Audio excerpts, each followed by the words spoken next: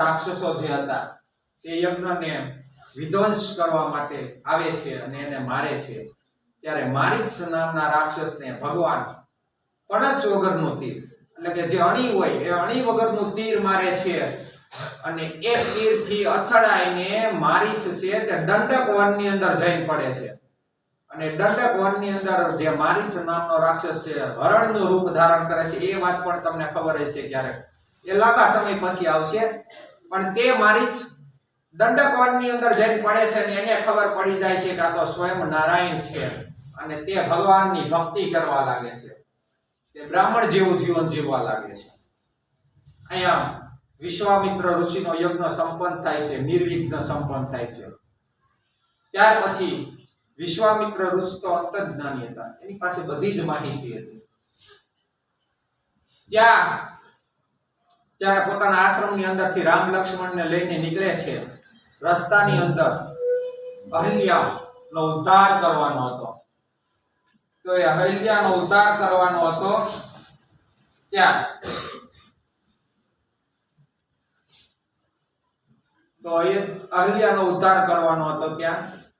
આશ્રમની અંદર જાય છે ને એ આશ્રમની અંદર એકદમ લક્ષ્મણ બહુ ઉતાવળા હતા।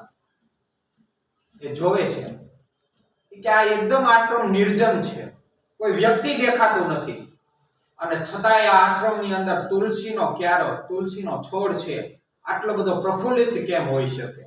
આનું કારણ શું છે? આ કોઈ પણ જીવ હોવો જોઈએ। એ ગુરુને પૂછે છે, ગુરુ મને આ સમજાણું નહીં કે આનું કારણ શું છે?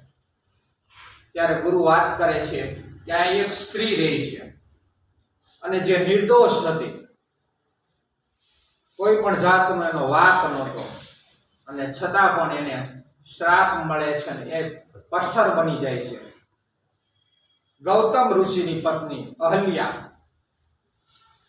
એ પથ્થર થઈને તે જગ્યાએ હજી બિરાજમાન હતી અને રામ પૂછે છે કે તો આનો ઉદ્ધાર કઈ રીતે થાય? ત્યારે વિશ્વામિત્ર પૂછ્યું, એવો કોઈ વિરલો વ્યક્તિ હોય અને જે પોતાનો પગનો અંગૂઠો પડી ગયા હોય ધરતી ઉપર એને ઊભા કરી શકે એવો વ્યક્તિ જો આને ઊભા કરે તો થઈ જાય ઊભા। અને રામ ભગવાન પોતાના જમણા પગના એક અંગૂઠાને ખાલી સ્પર્શ કરે છે તે પથ્થરને અને અહલ્યા માતા થાય છે અને અહલ્યા માતા ત્યાર પછી તો તરત જ સ્વર્ગમાં જતા રહી છે। અહીંયા અહલ્યાનો ઉદ્ધાર કરે છે રામ ભગવાન। ત્યાંથી આગળ નીકળે છે મિથિલા નરેશ, જનક રાજાનું આમંત્રણ હોય છે એની આ સીતા માતાનો સ્વયંવર કરવાનો હોય છે। રામ અને લક્ષ્મણને વિશ્વામિત્ર ઋષિ ત્યાં લઈને જાય છે। સ્વયંવરની અંદર બધા રાજમહારાજાઓ, 2 દિવસ પહેલાનું નાટક જ હતું કાલ, ઘણી બધી વાત અધૂરી હતી, મને થયું હતું કે કહું પણ મેં કીધું વિદ્યાર્થીઓનો ઉત્સાહ ભાંગી જાય જો આવી રીતે તાત્કાલિક કહી દઈએ ને તો। વિશ્વામિત્ર ઋષિના આશ્રમની અંદર વિશ્વામિત્ર ઋષિ અને રામ અને લક્ષ્મણ બંનેને લઈને આવે છે મિથિલા નરેશ જનક રાજાને। ત્યાં રાજ દરબાર ભરાયેલો હોય છે અને રાજ દરબાર ભરાયેલો હોય છે ત્યારે ત્યાં સીતા માતાનું સ્વયંવરનું આયોજન ગોઠવેલું હોય છે।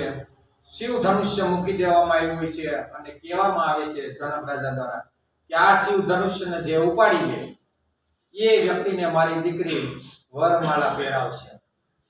બધા જ રાજા મહારાજાઓ આવે છે, પોતપોતાની તાકાત અજમાવે છે, પણ શિવ ધનુષને કોઈ ઉપાડી શકતું નથી। ત્યારે એકાએક ગુસ્સે ભરાઈને ક્રોધમાં આવીને જનક રાજા ઉભા થાય છે અને કહે છે કે અહીંયા રાજા મહારાજાઓનો સમૂહ છે અને કોઈ પણ આ ધનુષ્યને ઉપાડવાની વાત જુદી છે, દગાવી પણ શક્યું નહીં, હલાવી પણ શક્યું નહીં। અને એ ક્રોધાવશ થઈને કા પુરુષો એટલે ખબર પડે ને તમને, સમજાય ને? અહીં આપણે ફાટક ઉપર હોઈએ, એ પુરુષો કે મને નજરમાં આવે છે અને આ શબ્દ સાંભળતા લક્ષ્મણજી અતિ ક્રોધિત થઈ જાય છે અને ઊભા થાય છે અને કહે છે કે આ ધનુષ્ય તો એક કંઠાની માફક નાનું એવું છે, આ ધનુષ તો શું મને મારા ભાઈ રામ અને આ ગુરુજી બે મને આજ્ઞા આપે તો આખી પૃથ્વીને ઉપાડી લઉં અને ગોળાની જેમ ઉછાળીને એને એક ધીકો મારું ને કે ભૂકે કરી નાખો।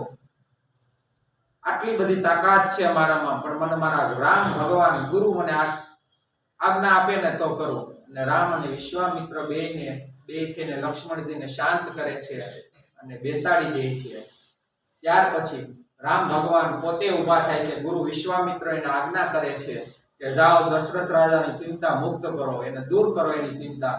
અને રામ ભગવાન શિવ ધનુષને ઉપાડી લે છે અને શિવ ધનુષને ભાંગી નાખે છે. રામાયણ અને મહાભારતની અંદર 2 વાર શિવ ધનુષનો ભંગ થાય છે. 2 વાર. એક જનક રાજાને ત્યાં જે શિવ ધનુષ હોય છે તે રામ ભગવાન ભંગ કરે છે અને એક કંસના રાજ્યની અંદર મથુરાની અંદર કૃષ્ણ ભગવાન જ્યારે જાય છે પહેલી વાર ત્યારે શિવ ધનુષનો ભંગ કરે છે જે મંદિરની અંદર રાખવામાં આવેલું હોય છે. આ શિવ ધનુષનો ભંગ થાય છે એટલા કડાકા ભડાકા થાય છે, અવાજ થાય છે, એટલી ધ્વનિ ઊભી થાય છે કે મહિન્દ્ર પર્વત ઉપર પરશુરામ તપ કરતા હોય છે, ભગવાનનું ધ્યાન ધરતા હોય છે અને ત્યાં એને આ કડાકાનો અવાજ સંભળાય છે અને તરત જ એને ખબર પડી જાય છે કે અહીંયા શિવ ધનુષનો ભંગ થયો. તરત જ તે ઝડપથી પવન ગતિએ, મનની ગતિએ એને આવવા જવાની શક્તિ હતી એની પાસે, વિશ્વામિત્ર પરશુરામ પાસે. તે મનની ગતિથી તરત જ ઝડપથી તે પહોંચે છે જનક રાજાના દરબારની અંદર. ત્યાં ક્રોધમાં આવીને તે લક્ષ્મણ સાથે પણ સંવાદ થાય છે, રામ ભગવાન પાસે પણ સંવાદ થાય છે. છેલ્લે રામની સાથે જ્યારે વાતચીત થાય છે ને, ભગવાન રામ એની સામે જોવે છે ને, તરત જ એને ખ્યાલ આવી જાય છે પરશુરામને કે આ તો સ્વયં નારાયણ છે અને પૃથ્વી ઉપર અવતાર લીધો છે. છતાં પણ એને એક શંકા રહી જાય છે. કહે છે પોતાની પાસે વિષ્ણુ ધનુષ હોય છે જે ધરોહર રૂપે હોય છે ભગવાનને, અને કહે છે કે આ વિષ્ણુ ધનુષ ઉપર જો તમે બાણ ચડાવી દો ને તો મને મારા મનની જે શંકા છે ને એ દૂર થઈ જાય કે તમે સ્વયં નારાયણનો અવતાર છો, એ શંકા દૂર થઈ જાય. અને વિષ્ણુ ધનુષ ઉપર ભગવાન બાણ ચડાવી લે છે અને કહે છે